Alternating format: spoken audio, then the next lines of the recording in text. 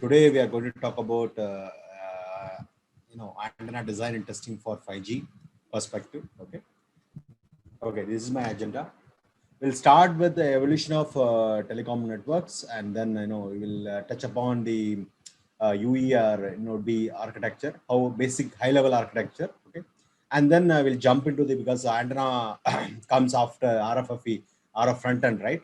So we'll talk about RF front end architecture, and then we'll antenna types and applications, under which we'll discuss about some of the preliminaries that is required for to appreciate this antenna concept, and some of the other RF components, and then some of the challenges that we face while designing antenna or any RF system is perspective, and then simulation, how the simulation is being done for especially in 5G, and testing also, and some of the design and testing goals. Okay, these are my outlines, and so first we'll talk about evolution of telecom networks.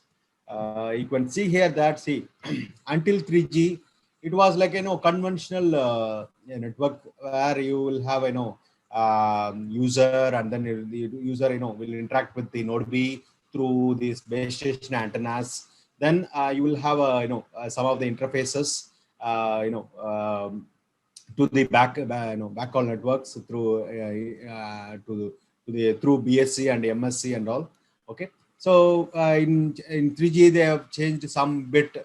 They network controller, some interface changes were there. Okay, so apart from that, not much change has been introduced in the 3G or until 3.5G. Okay, so when it comes to LTE or LTE advanced, so you can see that some kind of smartness has been pushed to the end node B. Okay, so in order to enhance the speed, and in order to enhance the features, and in order to introduce some of the new features, so they have pushed some of the intelligence to the end of the network, the edge of the network, which is node B. Okay, so and you can see that 4.5G or LTE, it is kind of it is kind of moreover similar to the 5G. Okay, so that kind of concept, centralized RAN, they have implemented. But in 5G, it's completely openness, and a lot of flexibility, a lot of features have been introduced, and you can see that a lot of change in the architecture. It is a dynamic, completely dynamic. Okay, so that is what we can see from here. Okay, and that's why I can say that a paradigm shift has been happened in the 5G in terms of evolution, and in terms of features, in terms of network topology, architecture, and flexibility, dynamism, so on, and so on. So there are number of use cases are increased, and the number of things are increased. Okay, so now we'll see one by one or the other. So what are the enablers for 5G? Okay, so you can see that in terms of antenna, because as we are interested in antenna, right? So 2G until 2G, 3G, we have been using CISO concept, like single input, single output, and in 4G they have introduced MIMO. Okay, so to enhance the data rate basically. So that will after one slide or so we will see how the data rate is being enhanced. And in 5G, it is completely paradigm shift, because they have introduced a massive MIMO, because beamforming concepts are coming up. And the second evolution is that until 2G we have been using below 1 gigahertz initially, like 900 megahertz, something like that. Okay, after that they introduced 18 megahertz, 1800 megahertz bandwidth, and then in 4G they have come up to I think 3.5 gigahertz. So sub 6 gigahertz only. But in 5G we have a flexibility of spectrum, like both in sub 6 gigahertz and also the millimeter wave band. Okay, so therefore the in millimeter wave band we have a much higher bandwidth when compared to sub 6 gigahertz. That is one great advantage what we have when we in the 5G, because we are making use of millimeter wave band, where some of the unlicensed band also available. Okay, next, the another feature is that until 4G it was cell type coverage, where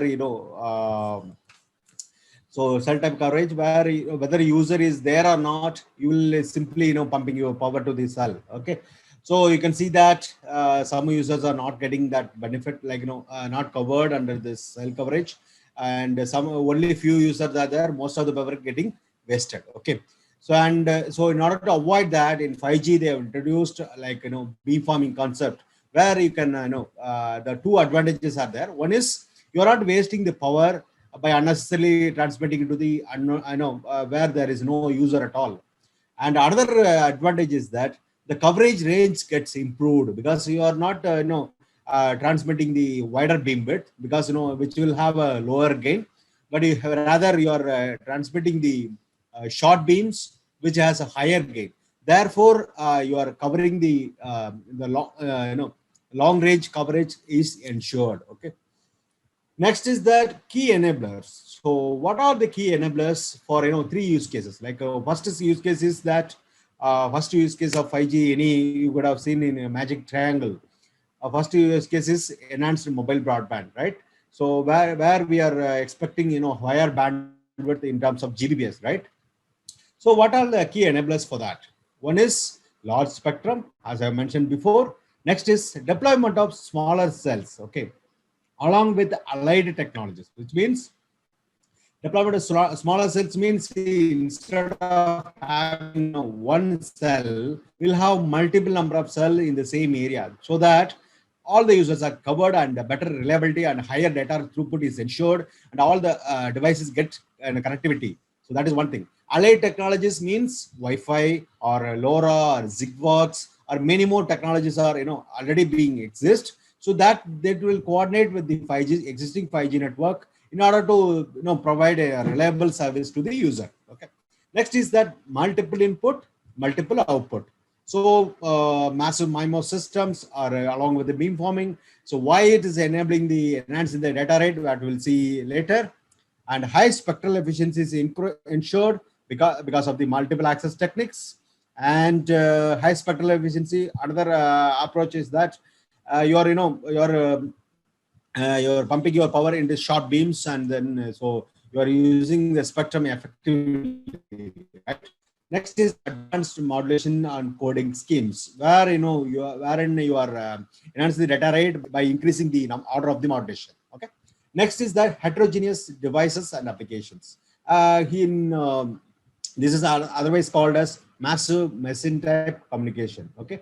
So here we have number of devices, billions of devices is going to be connected, and vehicle also going to be connected with the network, so that there will be a coordination between among the network all the devices. Third use case is that low latency. Okay, wherein how they are achieving that? Here they are designing the protocol stack. They are offloading the protocol stack to the edge of the network. Okay, so so your node B will have an integrated platform, like wherein you will have a protocol stack as well as the other RF services. Okay, so therefore you are ensuring the processing, because in conventional 2G 3G, what will happen is, or 4G, so your request will go to node B or BTS or BSC, node B or E node B. Then it will go to the back call, like BSC or RAN, and then will go to the MSC and then process it. Whereas here they are integrating the protocol stack at the edge of the network. Therefore, most of the processing are done at the edge of the network. So hence you are ensuring the low latency. Okay. The third approach is that network slicing. So which means, so network slicing means you need not have to follow the same approach for all the applications. So each application will have a demand, like whether I'm approaching, I'm approaching the network for low latency communication or higher data rate communication, or machine type communication. So based on that, network slicing will happen. Okay. So which means, so dynamically it's a software defined radio, or not a software defined concept. So wherein you will have a flexibility, and dynamically the network architecture will change according to the requirement or applications. Okay.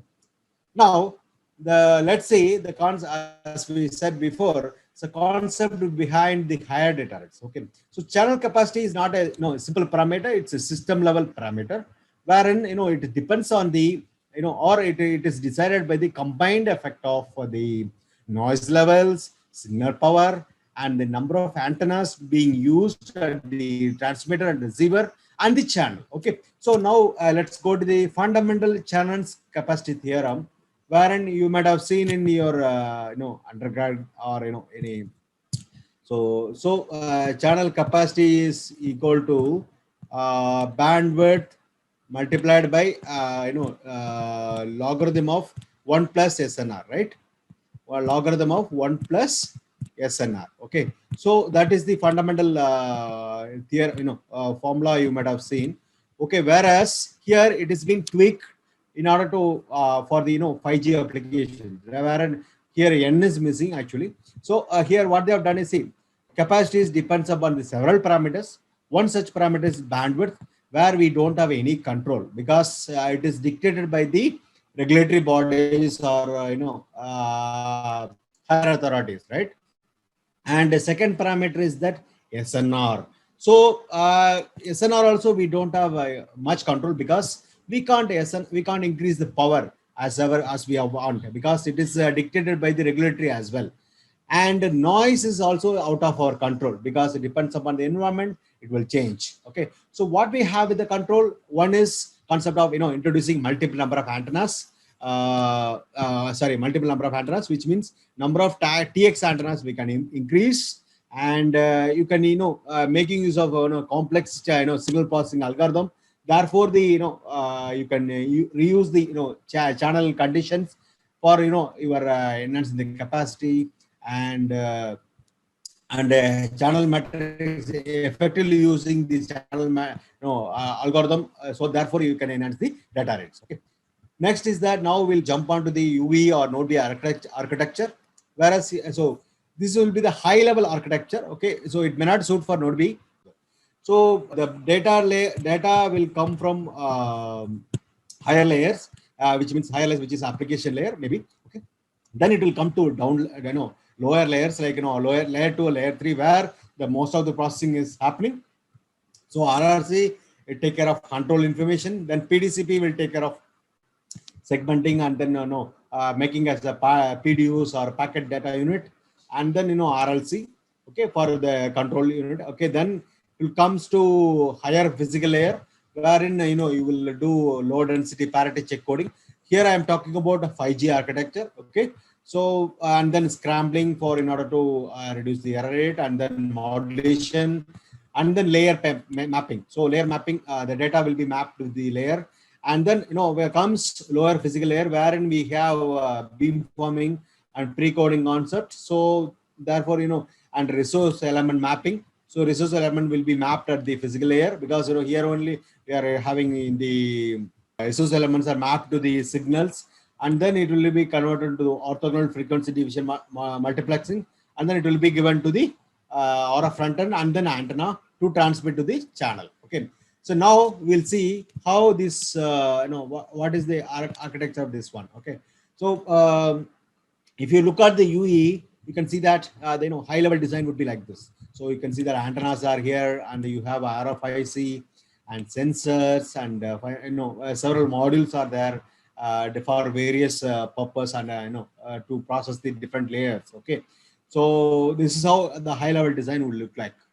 Now we'll jump onto the RF front end architecture. Okay, so here, as we mentioned sometime before, you have a data is comes into the baseband processor, and then it will be converted. It will be a digital data. Then it will be converted to the analog, because RF front end will deal with the analog signals. Then it will be given to the obviously given to the filter, because we don't want any unwanted noise or harmonics or intermodulation products to come inside for the processing. Then we'll give it to the mixer in order to upconvert the signal. Then again we pass it through the IF filter, because we want to reject the unwanted frequencies. And then again I will give it to the mixers. So then we have image rejection filters. So until this all the processing is done, then we'll give it to the power amplifier. At last, the last module of the transmitter chain will be power amplifier. Then it will be given to the directional coupler. Why we use here? Because for example, if you have antenna does not have a proper impedance matching, then some of the signal will come back. So in order to avoid that, we have a directional coupler here, and then it will be transmitted. On the receiver side, So apart from the LNA, all the processor just inverse to the transmitter side. Okay. Apart from LNA, because here we use power amplifier, we are using low noise amplifier. Why? Because the signals that are received at the receiver, it is very low signal strength and it will have a much noise.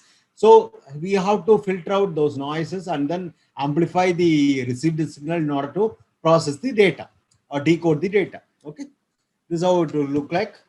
Now you can see that this is the high level RF front end architecture. You can see that based in processor, transmitter chain, receiver chain, and then if you package it, then it will be the RRUs will be looking like this. Okay, you might have seen in the towers also. Now we'll go to the antenna types and applications. Before we move on, we'll just see some of the preliminaries. Wherein the first point is that DB versus DBI. Okay, so why we use DB versus DBI? Because DB is generally notation. It's a compression for unitless parameter we always use DB. Okay, but if you want to dictate the gain of the antenna, you should not use DB. For amplifier gain, you can use DB because it is output power divided by input power. Whereas in the antenna gain, it's not the output power by simply taking output power by input power. It is reference parameter. So the antenna gain is dictated based on the reference, right? Either based on the isotropic source, or if you are taking a reference as the isotropic radiator, then it will be DBI. Then if you are taking dipole as the reference, then it will be DBD. The next is why mathematics? Why mathematics? So why we go for mathematics? Why mathematics is necessary for to appreciate the antenna design or analysis or anything? Because one such application is that if you want to mimic the characteristics of the antenna, okay, for example, radiation pattern. So the simple quotient functions. Therefore, for example, E-plane and H-plane patterns are plotted here. So this quotient function, if you plot it, it is almost matching with the estimated radiation pattern. So in order to model any result that we are getting from the antenna, that we can use mathematical models, right? So next preliminary is that why we always use 50 ohm as the characteristic impedance. The first reason behind is that initially it is not a random number, rather. So it is derived based on the two different measurements. One such measure that, so they have measured losses versus impedance. So at that time they found that for 77 ohm they observed the minimum loss. Okay. The second measurement was power handling, right? So power handling versus impedance. That time they noted that at 30 ohm, they found the best power handling. So in order to compromise between power handling and the loss, so we have taken arithmetic mean and geometric mean. Finally, by compromise between arithmetic mean, geometric mean will comes around 53.5 ohm and 48 ohm. So the mid value is around 50 ohm. So that's why it is a compromise between the signal loss per unit and power handling capacity. That's why we always choose 50 ohm as the reference, right? And some of the electrical and the physical consideration. So whenever you design antenna, you should look at the spec or data sheets, whether you are going for a cell coverage or beamforming coverage or anything. What kind of protection you are going to use, bandwidth and power handling and EMI, EMC and so on. Another aspect is that mounting and clearance. So when it comes to base station antenna perspective, so we have to see the, pay attention to this mounting and clearance, because this will introduce intermodulation products. So passive intermodulation products. Okay. So therefore, it will it will degrade the performance of the antenna. Size and mass is very important because, based on that only tower is constructed, right? And material, radiation environment, and so on. And general antenna parameters are classified into two kind of parameters. One is circuit quantities, another one is space quantity. So circuit quantities is nothing but antenna impedance, radiation resistance, impedance matching parameters like VSWR or S parameters, right? And space quantity is nothing but your antenna patterns, precision, beam area, and directivity, and so on. Okay. Now we'll jump. So when compared to other parameters, radiation pattern is very important because it is the ultimate goal to achieve the desired radiation patterns.